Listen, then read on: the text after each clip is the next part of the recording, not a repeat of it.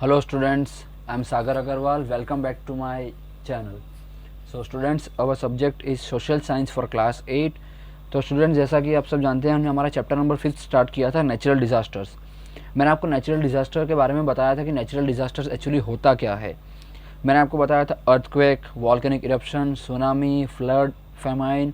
मैंने आपको इन सब के बारे में बता दिया था, बट फिर भी एक बार वापस से ओवरव्यू ले लेते हैं हमारे नेक्स्ट टॉपिक पे जाने से पहले कि अर्थक्वेक, वॉल्केनिक इरप्शन, सुनामी ये सब होता क्या है एक्चुअली। अर्थक्वेक जैसे ऑकर होता है, मैंने आपको बताया था अर्थक्वेक ऑकर होने के चांसेस क्या कहाँ से होते हैं। अर्थ सरफेस के नीचे, जो अर्थ सरफेस के नीचे प्लेट्स होती हैं वो खिसक जाती है, उनमें वाइब्रेशन होता है। उनमें वाइब्रेशन क्रिएट होने की वजह से अर्थक्वेक होने के चांस होते हैं, जिसकी वजह से काफ़ी लोगों को नुकसान होता है। क्योंकि जब अगर ऐसा वाइब्रेशन क्रिएट होगा तो बिल्डिंगें जो हैं या तो ब्रिजेस जो हैं वो टूट जाएंगे, खिसक जाएंगे अपनी जगह से, या तो फिर वो ज़मीन में धंस जाएंगे, जिसकी वजह से बहुत नुकसान होता है, काफ़ी लोगों की जान चली जाती है। फिर हमने देखा था वॉल्केनिक इरप्शन। वॉल्केनिक इरप्शन क्या होता है? वॉल्केनिक इरप्शन मतलब अर्थ के सरफेस के नीचे जब टेम्परेचर बहुत ज़्यादा हाई हो जाता है तो वहाँ पे जो रॉक्स होते हैं वो पिघलने लगते हैं। वो रॉक्स पिघलने की वजह से जो प्रेशर क्रिएट होता है, जो गैस फॉर्म होता है, तो वो क्या करता है, जो लावा क्रिएट होता है वो बाहर फेंकने की कोशिश करता है, बाहर पुश करने की कोशिश करता है, जिसकी वजह से वॉल्केनिक इरप्शन होता है। वॉल्केनो फटता है और वो बाहर आके माउंटेन का शेप ले लेता है। ये आपको मैंने बताया था, बट मैंने आपको बताया था इसके बेनिफिट भी होते हैं। इसके बेनिफिट कहाँ होते हैं? जो लैंड फर्टाइल नहीं होते वो लैंड फर्टाइल हो जाती है और क्रॉप्स के लिए ये बहुत ज़्यादा अच्छा और फ़ायदेमंद होता है। फिर मैंने आपको बताया था सुनामी के बारे में। सुनामी कैसे क्रिएट होता है? समुद्र के नीचे ज़मीन में अगर वाइब्रेशन क्रिएट होता है, उस वहाँ अर्थ सरफेस के नीचे जो प्लेट्स खसक जाती है तो सुनामी आने के चांसेस बढ़ जाते हैं। जापान में सुनामी आई थी, ये आपको मैंने बताया था। देन फ्लड के बारे में मैंने आपको बताया था कि फ्लड आता है तो किस तरीके से तबाही मचती है, लोगों को क्या क्या प्रॉब्लम्स फेस करनी पड़ती है, लोगों तक जो एसेंशियल सर्विसेज होती है, एसेंशियल हेल्प होती है, लोगों तक कभी कभार नहीं पहुंचा पाते हैं। जो हेल्पर्स होते हैं, पुलिस वाले होते हैं, आर्मी होती है, वो जो होते हैं वो डायरेक्टली फंसे हुए जो लोग होते हैं फ्लड में उन तक नहीं पहुंचा पाते हैं, क्योंकि इतना पानी भर जाता है लोअर रीजन्स में कि वहाँ तक पहुँचना मुश्किल हो जाता है।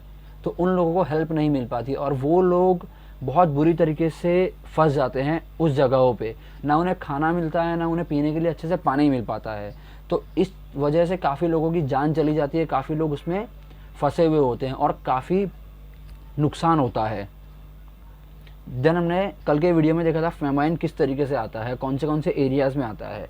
जहाँ पे बारिश बहुत कम होती है वो एरियाज़ में आता है। जो मैंने आपको बताए थे 7 स्टेट ऐसे हैं, यूपी, बिहार, वेस्ट बंगाल, हिमाचल प्रदेश, आंध्र प्रदेश, मेघालय और नागालैंड। ये जो 7 स्टेट हैं वो ऐसे स्टेट्स हैं जहाँ पे पानी बहुत कम होता है और पानी बहुत कम होने की वजह से यहाँ पे सूखा पड़ जाता है। बारिश कम होने की वजह से यहाँ पे सूखा पड़ जाता है। अब जो है हम हमारा नेक्स्ट टॉपिक इस वीडियो में स्टार्ट करते हैं। हमारा नेक्स्ट टॉपिक देखते हैं हम। हमारा नेक्स्ट टॉपिक है cyclone.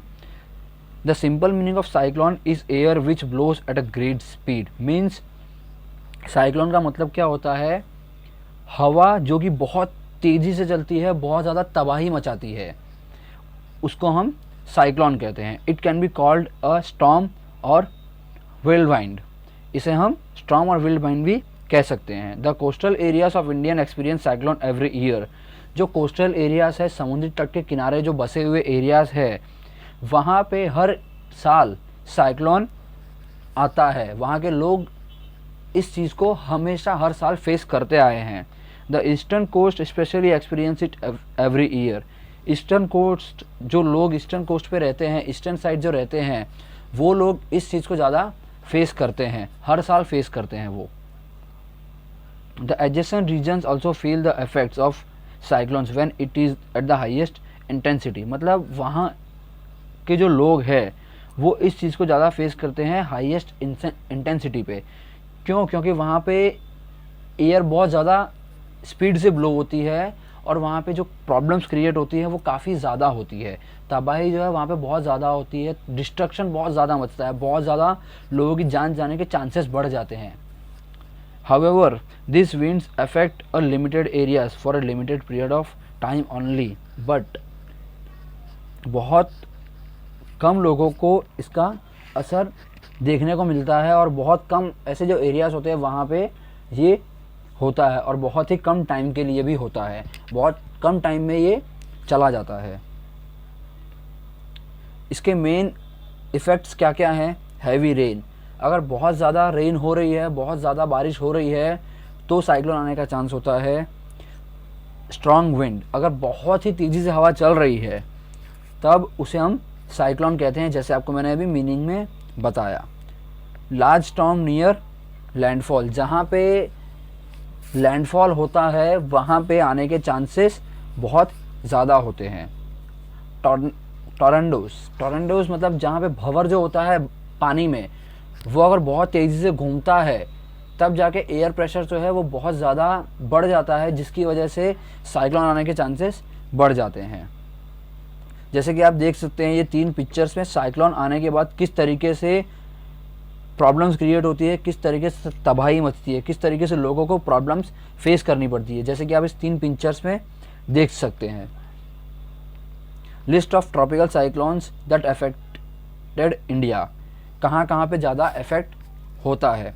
Andhra Pradesh, waste Bengal, Orissa and Tamil Nadu, ये 4 स्टेट ऐसे हैं जहाँ पे साइक्लोन्स का बहुत ज़्यादा इफेक्ट देखने को मिलता है।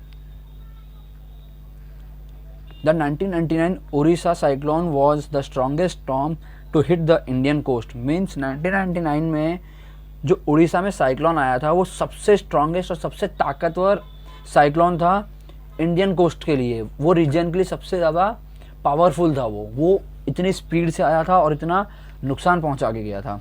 With a minimum central pressure of 1912 millibar, 1912 millibar pressure के साथ साइक्लोन आया था। ये एक मिनिमम सेंट्रल प्रेशर है, ये मिनिमम प्रेशर है, इससे भी ज़्यादा हाई प्रेशर आने के चांसेस होते हैं, but 1912 millibar is the minimum pressure.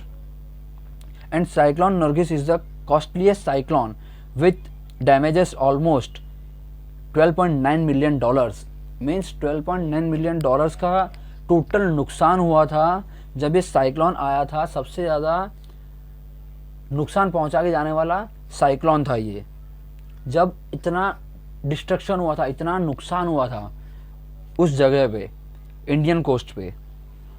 और नेक्स्ट साइक्लोन था 1970 जो उसके पहले हुआ था, भोला साइक्लोन।